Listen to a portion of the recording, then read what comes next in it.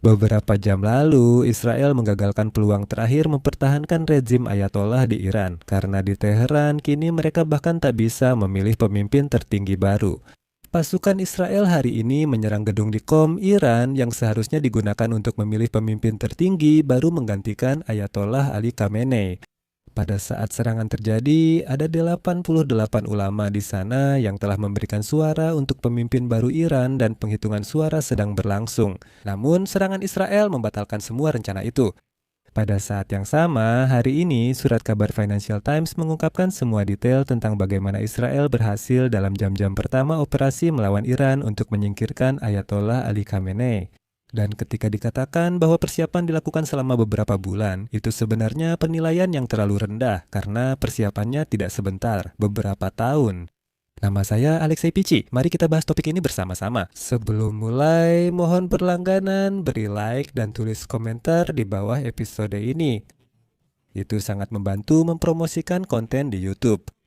Saya sangat berterima kasih. Jangan lupa juga berlangganan saluran Telegram saya, Pici News. Tautan ada di deskripsi video ini. Kami segera mempublikasikan berita terbaru setelah diterima.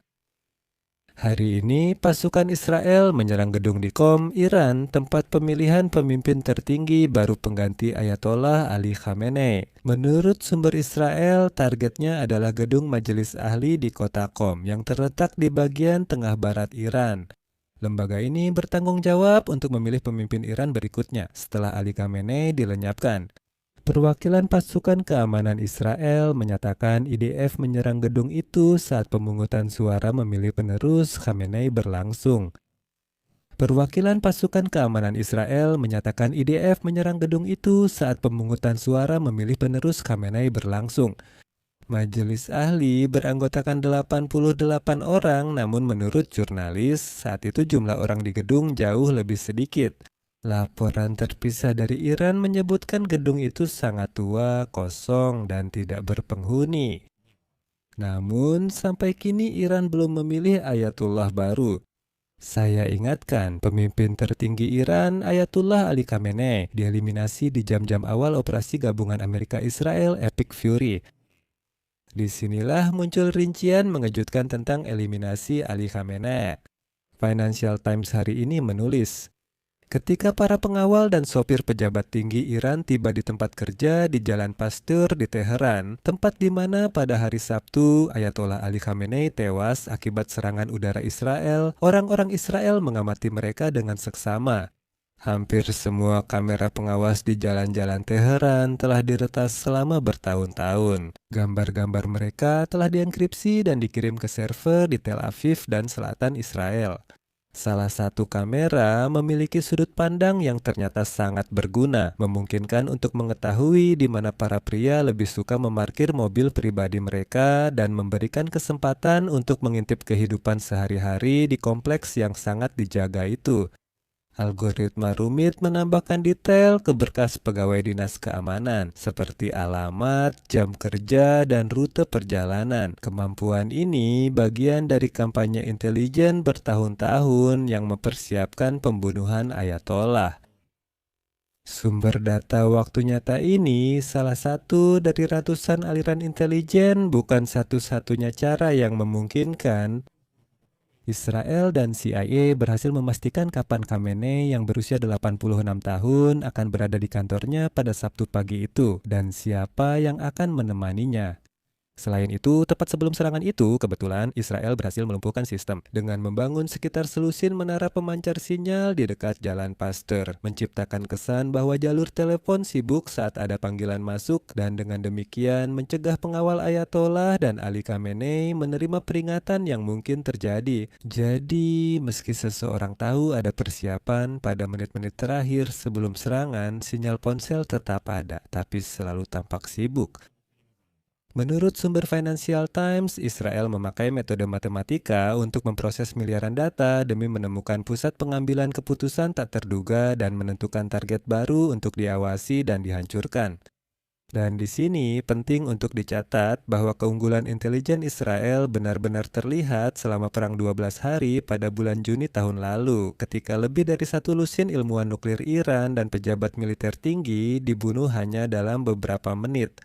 Hal ini disertai dengan pelumpuhan sistem pertahanan udara Iran yang belum pernah terjadi sebelumnya lewat gabungan serangan siber, drone jarak pendek, dan amunisi presisi tinggi dari luar wilayah Iran, yang kebetulan menyebabkan penghancuran radar dan peluncur rudal buatan Rusia. Sekarang, Financial Times menulis bahwa ketika CIA dan Israel mengetahui bahwa Khamenei akan mengadakan pertemuan pada Sabtu pagi di kantornya dekat Jalan Pasteur, kesempatan untuk membunuhnya bersama sebagian besar pimpinan tertinggi Iran dianggap sangat menguntungkan. Mereka menyimpulkan bahwa melacak semua pejabat ini bersama Khamenei setelah perang dimulai akan jauh lebih sulit karena orang-orang Iran pasti akan segera bersembunyi di bunker. Selain itu, dilaporkan bahwa serangan terhadap Iran telah direncanakan selama beberapa bulan. Namun, para pejabat menyesuaikan operasi mereka setelah intelijen Amerika Serikat dan Israel mengonfirmasi bahwa Khamenei dan para pejabat tingginya benar-benar akan bertemu di kediamannya di Teheran pada Sabtu pagi. Dan di sini saya akan mengutip satu lagi dari Financial Times. Pelacakan target individu dulunya adalah pekerjaan yang memakan waktu, membutuhkan konfirmasi visual dan analisis terhadap alarm palsu. Tetapi berkat sistem pengumpulan data skala besar yang berbasis algoritma dalam beberapa tahun terakhir, tugas ini telah diotomatisasi. Namun, untuk target sepenting Khamenei, kegagalan tidak dapat diterima. Doktrin militer Israel mengharuskan dua perwira senior independen yang bekerja secara terpisah satu sama lain untuk memastikan dengan tingkat keakuratan yang tinggi bahwa target berada di lokasi yang akan diserang dan siapa yang mendampinginya. Dalam kasus ini, intelijen Israel memiliki informasi yang diperoleh melalui alat intelijen elektronik seperti data dari kamera pengawas yang diretas dan perangkat yang telah menyusup jauh ke dalam jaringan komunikasi seluler. Namun, orang Amerika punya sesuatu yang lebih spesifik, yaitu sumber manusia di lokasi. Tepat sebelum serangan, terjadi serangan siber yang mengganggu, melemahkan, dan membutakan kemampuan orang-orang. Dan mereka mengakuinya. Muncul proyek-proyek kelompok pemerintah kota yang diwajibkan untuk menerima barang-barang yang tidak efektif sebagai pilihan.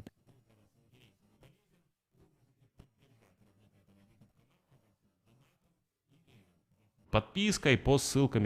Jungle Selves dengan dinosaurus bioelektronik. Hal semacam itu juga ada. Yakinkan dirimu. Sampai jumpa semua.